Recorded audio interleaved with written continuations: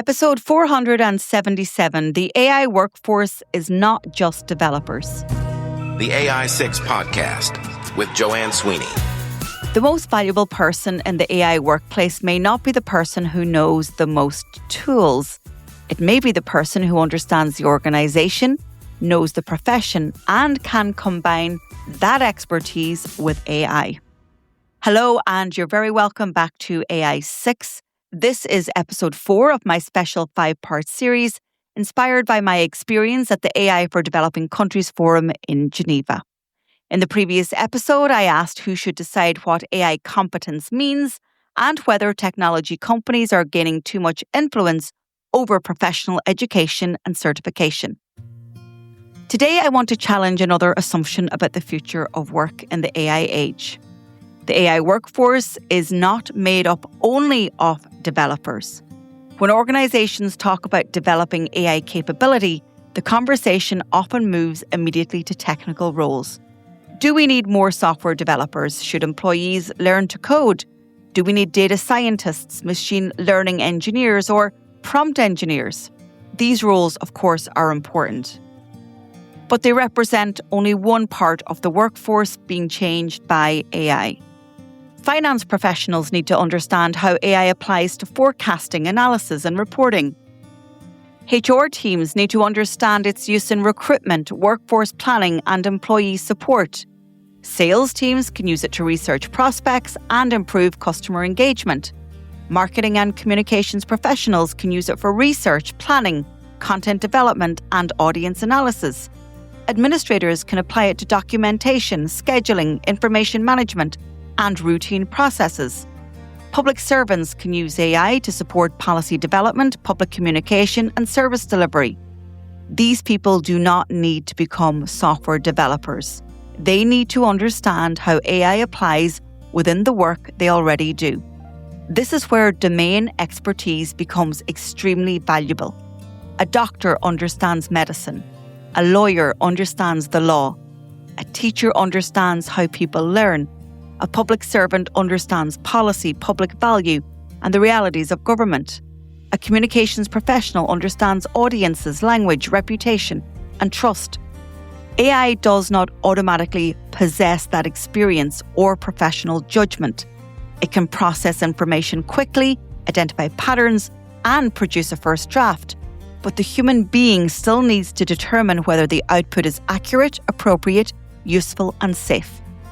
I often describe this using a simple equation. AI plus me equals better. The important word in that equation is not only AI, it's me. It represents my knowledge, my skills, my experience, my values, my judgment, and that each person brings to the technology. The real workforce opportunity is not to replace professional expertise with AI. It is to combine the two. That also changes how organizations should approach AI training. Generic demonstrations of tools can create initial awareness, but they do not necessarily create workplace capability. People need to apply AI to the real problems they face. That's why I begin with the use case rather than the technology. Problem, solution. What's the problem you're trying to solve? How can we adopt AI to help solve the problem? Where is the organization trying to improve? Where is time being lost? Which processes are creating frustration? What work requires better research, analysis, or communication? Which tasks could AI support without removing necessary human oversight? Once the organization identifies the problem, it can train employees around that improved workflow. It can test the approach through a controlled pilot, examine the results, and scale what works. This is much more valuable than asking employees to complete a general AI course and then expecting them to work out how to apply it themselves. It also gives the organization a way to measure capability. Did the employee apply AI to a real problem? Did the work become faster or better? Was the output checked and improved? Were data protection, ethics, and governance considered? Could the approach be repeated by another team? Those are the practical indicators of AI competence. But there is another workforce question that organizations need to confront. What happens to entry-level employees? And one early career professional asked the independent review panel this question during our session on certifying credentials in the AI age. She said she was just beginning her career, currently working as an intern at an international organisation, and she really feared about learning her craft, gaining all that experience, and whether she would be displaced. Because many of the tasks now being given to AI were traditionally completed like juniors like herself. While the tasks weren't always exciting, it helps juniors learn. And of course, during learning in an office environment, they observed experienced professionals, they receive feedback, they make mistakes, and gradually they begin to develop their own judgement. So if AI removes too much entry-level work, how will the next generation gain the experience required to become experts? Continuous upskilling will mean very little if young people cannot access the jobs through which knowledge becomes experience. So employers have a responsibility to continue creating opportunities for junior professionals.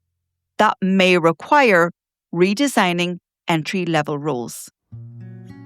Instead of asking new employees to spend all day completing routine tasks, organizations can teach them how to use AI to produce a first draft and then involve them in verification, interpretation, and decision-making. The human role moves higher up the value chain, but the learning opportunity must remain. Education also needs to remain about more than immediate employability. It is where we develop critical thinking, creativity, communication, character, and the ability to imagine how our professions should change. In the AI age, these so-called soft skills are becoming core labour market skills. Knowing how to operate an AI tool will not be enough. People will need to question it, challenge it, improve its output, and take responsibility for the final decision. The future workforce does not need everybody to become a developer.